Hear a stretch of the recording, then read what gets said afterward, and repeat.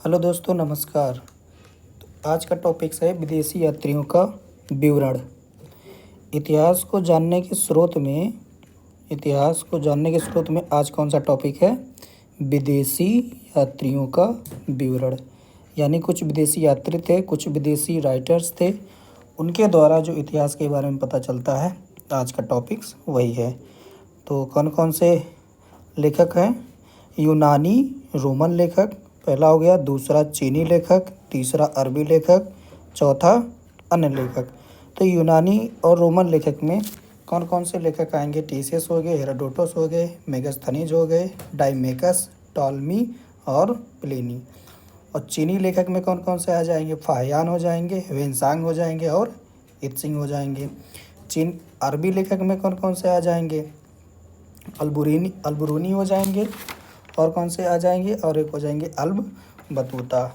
और अन्य लेखक में एक आ जाएंगे तारानाथ और एक मार्को पोलो।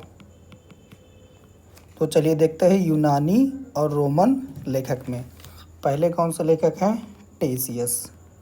तो टीसीएस के बारे में देखते हैं कि टीसीएस ने क्या लिखा था। यह एक ईरानी राजवैद्य थे। क्या थे? ईरानी राजवैद्य। इन्होंने कहानियों को आश्चर्यजनक तरीके से लिखा। कैसे लिखा? आश्चर्यजनक तरीके से। इसलिए इनकी कहानियों को मानने की बाध्यता जो है वो कम लोगों का है। यानी इनकी कहानियों पर लोगों को विश्वास बहुत कम हुआ। क्या हुआ? विश्वास इनकी कहानियों को बहुत कम हुआ। अगले कौन से हैं? अगले लेखक हो गए हेरोडोटस। तो हेरोडोटस, इनका समय हो जाएगा 484 बीसी से 425 बीसी। कब से? 484 बीसी से 425 बीसी। और हेरोडोटस को ही इतिहास का पिता कहा जाता है, द फादर ऑफ हिस्ट्री। इतिहास का पिता किसे कहा जाता है? हेरोडोटस को। और हेरोडोटस ने एक पुस्तक लिखी थी। क्या लिखी थी? एक पुस्तक लिखी थी। उस पुस्तक का क्या नाम था? हिस्टोरिका। क्या नाम है? हिस्टोरिका। यानी हेरोडोटस के द्वारा हिस्टोरिका नामक बुक लिखी गई। और हेरोडोटस को इतिहास का पिता कहा जाता है या इतिहास का जनक कहा जाता है। हेरोडोटस ने जो किताब लिखी हिस्टोरिका, इसमें क्या बताया गया है? इसमें भारत और फारस के बीच संबंध बताए गए हैं कि उस समय भारत और फारस के बीच कैसे संबंध थे और कौन कौन से व्यापार किए जाते थे। किसके बीच? इंडो और पर्शियन के बीच। और इसमें क्या पता चलता है? और इसमें बताया गया है उस समय के पॉलिटिकल जो कंडीशन थे उसके बारे में बताया गया है। किसमें? हिस्टोरिका में। तो हिस्टोरिका नामक बुक किसने लिखी? हेरोडोटस ने। अगले राइटर कौन है? अगले राइटर हैं मेगास्थनीज। तो ये किस समय आए थे? ये राजदूत थे। यह एक क्या थे? राजदूत। किसके राजदूत थे? किसके एम्बेसडर थे? सेल्यूकस निकेटर के। किसके? सेल्यूकस निकेटर के। सेल्यूकस निकेटर के एम्बेसडर थे। कौन? मेगास्थनीज। और यह किसके दरबार में आए? किसके कोर्ट में आए? यह आए थे चंद्रगुप्त मौर्य। चंद्रगुप्त मौर्य के दरबार में आए थे। कौन? मेगास्थनीज। और इनके द्वारा एक बुक लिखी गई जिसका नाम था इंडिका। जिसका नाम क्या है? इंडिका। और इस इंडिका में क्या बताया गया है? और इस इंडिका में इन्होंने उस समय की संस्कृत और समाज के बारे में वर्णन किया है। संस्कृत और समाज के बारे में वर्णन किया है। वैसे इंडिका की जो ओरिजिनल बुक है, जो इसकी ओरिजिनल बुक है, वह खो गई है। लेकिन उस समय के जो राइटर थे उन्होंने इकट्ठा करके फिर से इसको संकलित किया। कौन सी बुक को? इंडिका को। इंडिका बुक किसने लिखी? मेगास्थनीज ने लिखी। या किसका राजदूत था? सेल्यूकस निकेटर का राजदूत था। और किसके दरबार में आया? चंद्रगुप्त मौर्य के दरबार में आया। अगला राइटर कौन है? अगले राइटर हैं डाइमेकस। यह किस समय आए थे? यह आए थे बिंदुसार के समय। किसके समय? बिंदुसार के समय आए थे। या किस काल के, किस वंश के राजा थे? मौर्य वंश के। मौर्य वंश के शासक थे कौन? बिंदुसार। और बिंदुसार के दरबार में कौन आया था? डाईमेकस। डाईमेकस जो था यह भी एक राजदूत था। और किसका राजदूत था? Syrian Naresh. Syrian Naresh Syria का एक राजा था जिसका नाम था आंतियोकस। क्या नाम था? आंतियोकस। उसका राजदूत था कौन? डाईमेकस। अगले कौन है? अगले हो जाएंगे टालमी। टालमी टालमी ने भी एक बुक लिखा जिसका नाम था भारत का भूगोल।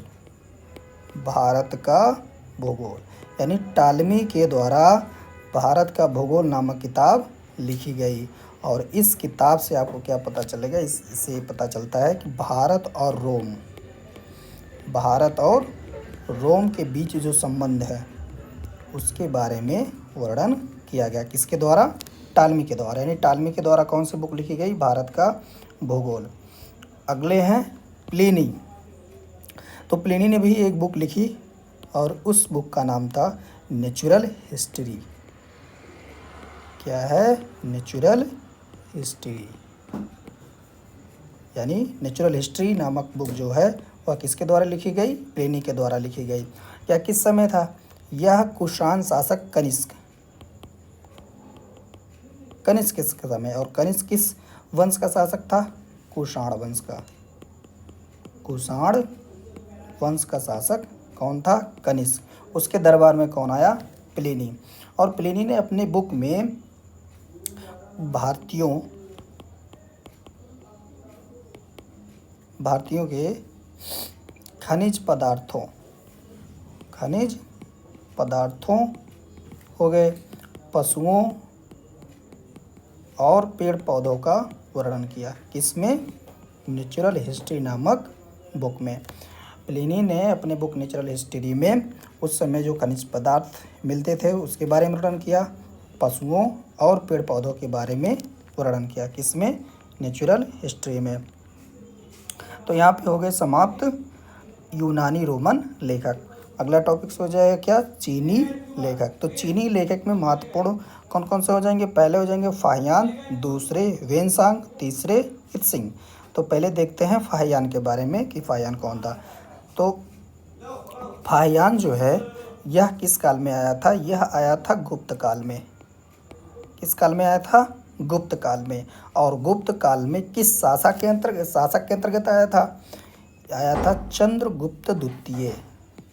चंद्रगुप्त द्वितीय, जिसे कहा जाता है विक्रमादित्य।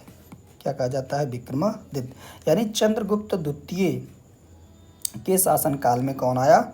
फाहियान आया। इसका समय कब से कब था? 399 एडी, 399 एडी में आया। कौन? फाहियान। इसने, यह जो फाहियान आया था भारत आने का इसका जो मकसद था वह था एक विनय पिटक, जो बौद्धों की एक ग्रंथ है। क्या है? विनय पिटक। बौद्धों के ग्रंथ विनय पिटक को कवर करने के लिए भारत आया था। यह जो है विनय पिटक की जो ओरिजिनल बुक है उसकी एक कॉपी को यह क्या करेगा? या एक कॉपी को कवर करके ले जाएगा। कहाँ? चीन ले जाएगा। और इसके द्वारा जो बुक लिखी गई उस बुक में किसका वर्णन किया गया? मध्य प्रदेश के समाज और संस्कृति के बारे में वर्णन किया गया। समाज और संस्कृत के बारे में वर्णन किया गया। यानी फाहियान जो है किस काल में आया? गुप्त काल में आया। किसके शासन में? चंद्रगुप्त द्वितीय के शासन में, जिसे विक्रमादित्य भी कहा जाता है। और किस लिए आया था? विनय पिटक नामक ग्रंथ को कवर करने के लिए भारत आया था। अगला वेनसांग। तो देखते हैं कि वेनसांग जो है वह किस समय आया था? वेनसांग हर्षवर्धन के समय। किसके समय आया था? हर्षवर्धन के समय आया था। कब था समय इनका? 629 एडी में आया। वेनसांग किसके काल में आया था? हर्षवर्धन के काल में आया था। इसने अपनी यात्रा के समय एक बुक लिखी जिसका नाम था सी यू की नामक पुस्तक लिखी। या क्या है, या एक बुक है। किसकी एक बुक है? वेन सांग की। वेन सांग जो है नालंदा विश्वविद्यालय जो कि बिहार में है, नालंदा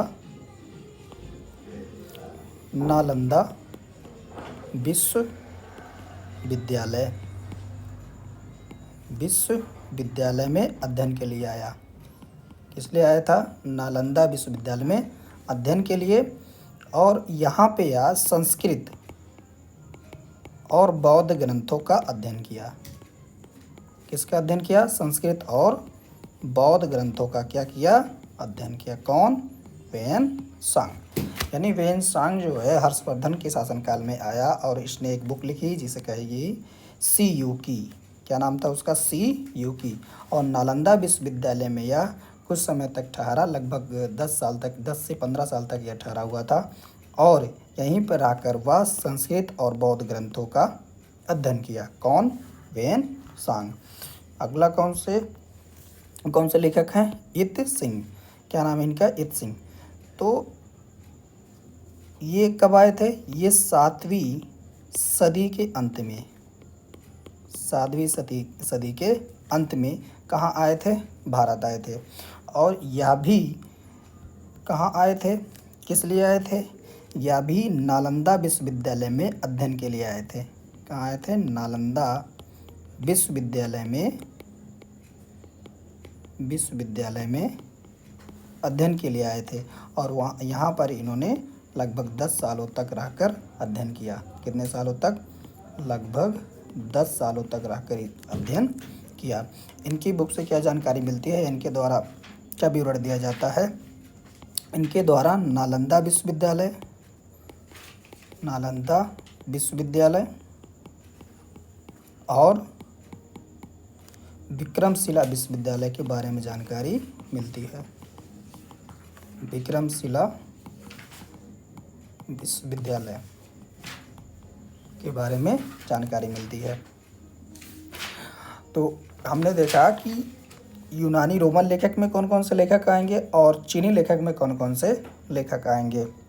तो इन्हीं लेखकों के द्वारा हमें इतिहास की जानकारी प्राप्त होती है। और भी कुछ यात्री हैं और भी कुछ लेखक हैं, उनको हम अगले वीडियो में कवर कर लेंगे। तो इनसे क्वेश्चन क्या बनेगा? एक क्वेश्चन बनेगा कि इतिहास का पिता किसे कहा जाता है? इतिहास का पिता किसे कहा जाता है? तो आपका उत्तर क्या होना चाहिए? हेरोडोटस। अगला क्वेश्चन होगा मेगस्थनीज किसका राजदूत था? मेगस्थनी किसका राजदूत था? मेगस्थनी सिल्यूकस निकेटर का राजदूत था। इंडिका नामक बुक किसके द्वारा लिखी गई? तो आपका उत्तर क्या होगा? मेगस्थनी। यानी इंडिका बुक जो है, इंडिका बुक किसके द्वारा लिखी गई? मेगस्थनीज के द्वारा लिखी गई। भारत का भूगोल नामक बुक किसके द्वारा लिखी गई?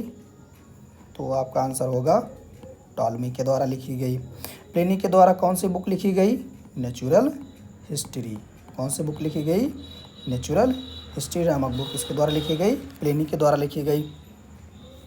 डाइमेकस किसके दरबार में आया था? डाइमेकस किसके दरबार में आया था?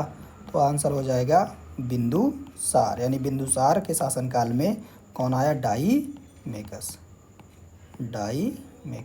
किसके शासन में? बिंदुसार के समय में। अगला क्वेश्चन हो जाएगा हिस्टोरिका नामक बुक किसके द्वारा लिखी गई? हिस्टोरिका नामक बुक किसके द्वारा लिखी गई? हेरोडोटस। किसके द्वारा? हेरोडोटस के द्वारा हिस्टोरिका नामक बुक लिखी गई। फाहियान किसके काल में आया था? फाहियान गुप्त काल में आया था। किसके शासन काल में आया था? गुप्त काल में आया था। और उस समय शासक कौन था? राजा कौन था? चंद्रगुप्त द्वितीय, जिसे विक्रमादित्य भी कहा जाता है। विक्रमादित्य। अगला क्वेश्चन वेन सांग किसके शासनकाल में आया था? तो वेन सांग हर्षवर्धन के शासन में आया था। और अगर आपको कन्फ्यूजन हो रहा है कि फाहियान और वेन सांग ये किसके शासनकाल में आए, तो याद करने का ट्रिक है, हा से हो गया वेन सांग और हा से ही हो गया हर्षवर्धन और वेन सांग। यानी वेन सांग जो है वह किसके शासनकाल में आया? हर्षवर्धन के शासनकाल में आया और फाहियान चंद्रगुप्त द्वितीय के शासनकाल में आया। तो बस आज की वीडियो में इतना है। बाकी आगे जो भी बचे हुए हैं, अभी अरबी लेखक बाकी हैं और बाकी अन्य लेखक में भी कुछ लेखक हैं, तो वो हम देख लेंगे आगे के वीडियो में। तो आज के लिए बस इतना ही। धन्यवाद।